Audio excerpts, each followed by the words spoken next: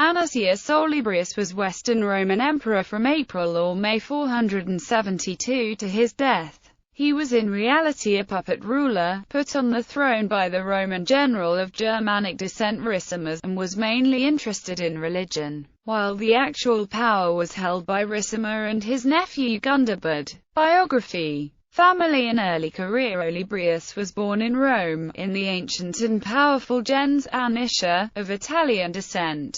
According to the consensus of historians, he was related to the consul Anicius Hermogenianus Olybrius, whose wife and cousin, Anicia Juliana, had the same name that Olybrius gave to his own daughter. Other historians consider this questionable, as Juliana was a common name in the gens Anicia, and because Hermogenianus seems to have begotten only one daughter, who took chastity vows. Other possible fathers have therefore been proposed, either Flavius Anicius Probus or, according to some clues, Petronius Maximus. Olybrius married Placidia, younger daughter of Western Emperor Valentinian III, and his wife Licinia Eudoxia, thus creating a bond between a member of the senatorial aristocracy and the house of Theodosius. The year of their wedding is not recorded, although the historian Priscus implies it took place before the Vandal sack of Rome. Ost has pointed out that in his chronicle Hydacius wrote Placidia was unmarried as of 455.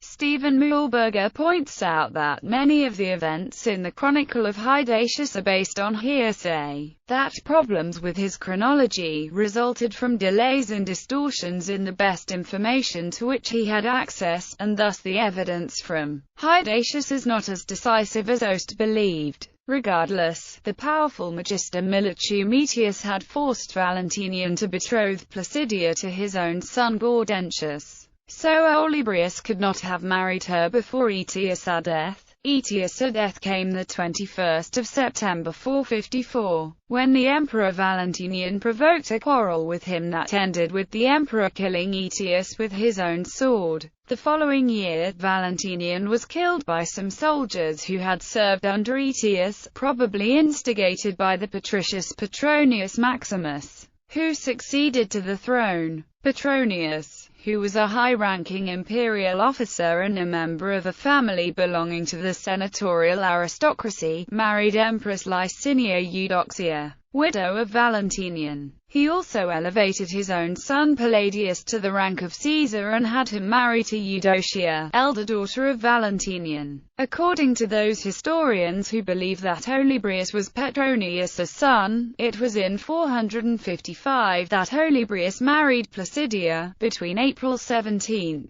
when Petronius was acclaimed emperor, and May 31, when he died. This would explain the marriage between Olybrius and Valentinian's younger daughter as a move to secure Petronius' legitimacy as emperor. Another possibility is that Olybrius and Placidia were engaged in 455, and only after Gaiseric freed her from his possession in the early 460s were they at last married. Ost mentions this possibility in his book Galla Placidia Augusta. The surviving evidence is not sufficient to allow us to decide between these alternatives. Twice candidate for the throne, the Vandals, led by King Gaiseric, took advantage of the confusion and weakness of the Western Empire in the wake of Valentinian's turbulent succession, moving into Italy and sacking Rome. Before returning to Africa, the Vandals took Licinia Eudoxia and her two daughters as hostages. According to the 6th century historian John Malalas, Olybrius was in Constantinople at the time. On the other hand, the chronicler Evagrius Scholasticus writes that Olybrius had fled Rome on the approach of Gaiseric's army. During his residence in the eastern capital, Olybrius expressed his interest in religious matters. He met Daniel the Stylite, who, according to Christian tradition, prophesied the liberation of Licinia Eudoxia. In the meantime, the Western Empire went through a rapid succession of emperors. After Petronius, the Gallic Roman senator Avitus was proclaimed emperor by the Visigoth king Theodoric II and ruled for 2 years. He was deposed by Majoran, who ruled for 4 years before being killed by his general Ricimer in 461. Gaiseric supported Olybrius to assume the vacant Western throne because Gaiseric's son Huneric and Olybrius had married the two daughters of Valentinian III, and with Olybrius on the throne, Gaiseric could exert great influence on the Western Empire. Therefore, Gaiseric freed Liciniia Eudoxia and her daughter Placidia, but he did not cease his raids on Italy's coasts. His project failed, however, as Ricimer, who had become the Magister Militum of the West, chose Libius Severus as new emperor. Placidia was now free, however, joining her husband at Constantinople, where she bore him a daughter, Anicia Juliana, in 462. Olybrius was nearly chosen for the Western throne again in 465, after Libius Severus died. Gaiseric was again his major supporter, but again another was chosen as the Eastern Emperor. Leo I the Thracian chose the noble Procopius Anthemius. Olybrius' association with Gaiseric did not harm his career, however, as the Eastern court chose him for the high honor of the consulate in 464. Rise to the throne, rule, and death. Sources agree that Olybrius rose to the Western throne thanks to the Western Magister Militum Ricimer. They differ over the timing and order of the events leading to his ascent.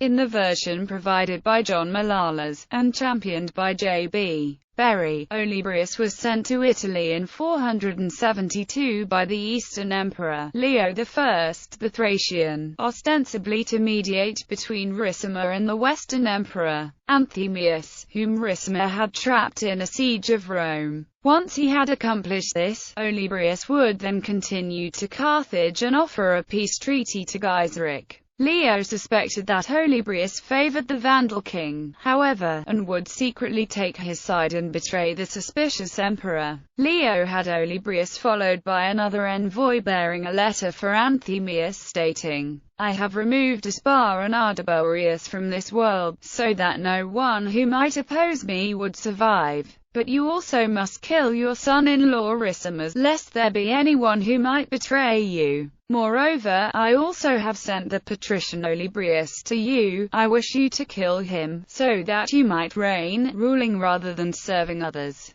Ricimer had placed a guard at Ostia who found the secret letter. Ricimer showed the document to Olybrius, which convinced Olybrius to accept the purple. From Ricimer's point of view, Olybrius was a good candidate. As a member of the Roman senatorial aristocracy and because of his marriage to Placidia, his marriage to her makes him the last emperor of the house, a Theodosius. Ricimer had Anthemius killed and Olybrius acclaimed emperor. The competing version of events does not mention the secret letter. Instead, after arriving in Rome, Olybrius was proclaimed emperor several months before Anthemius' death, in April or May 472. Ricimer then besieged the part of Rome where Anthemius was for several months until the lawful emperor was abandoned by his partisans, captured in a church, and put to death by Gundobad, Ricimer's nephew. This version implies that Olybrius was secretly supported by the Emperor Leo, which explains why Leo sent him there. Three of our sources, Theophanes, the Paschal Chronicle, and Paulus Diaconus, support this version. Edward Gibbon accepts this implication as fact, although none of the three sources explicitly state that Leo supported Olybrius. What other reason could there be? Berry asks, then answers his own rhetorical question. The fact that Anthemius was Leo's chosen candidate, his filius, and that Olybrius was the friend of his foe Genseric, are a strong counter-argument. The reign of Olybrius was short and uneventful. Soon after the death of Anthemius, Ricimer also died. On August 9 or 19, his nephew Gundobad was elevated to Magister Militum in his place. Very little is known of Olybrius' policy. In his Vita Epiphanius, Ennodius describes him as a pious man who acted accordingly. As evidence, he had minted a new series of gold coins bearing a cross and the new legend Salvs MVNDI instead of the usual Salvs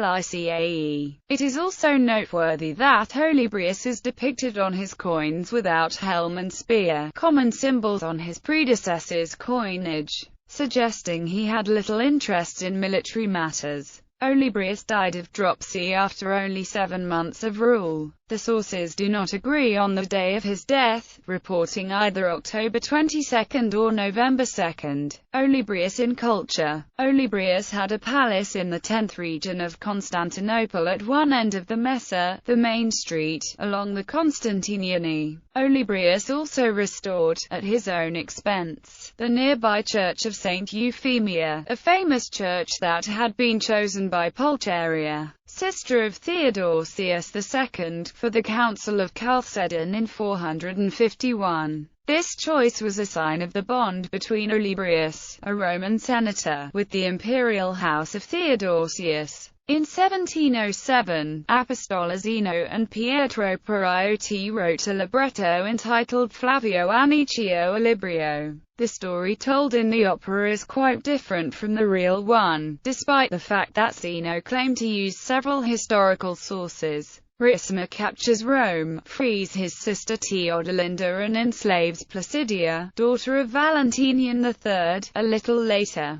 Olybrius frees Rome and Placidia, and marries her. The libretto was written for a dramma per musica in 3 acts by Francesco Gasparini, performed that same year in the Teatro San Cassiano in Venice. But the same libretto was put in music also by Nicola Porpora, by Leonardo Vinci, and by Andrea Barsconi. The libretto was also rewritten for the Ricimero by Niccolo Jomoli, performed at the Teatro Argentina in Rome in 1740.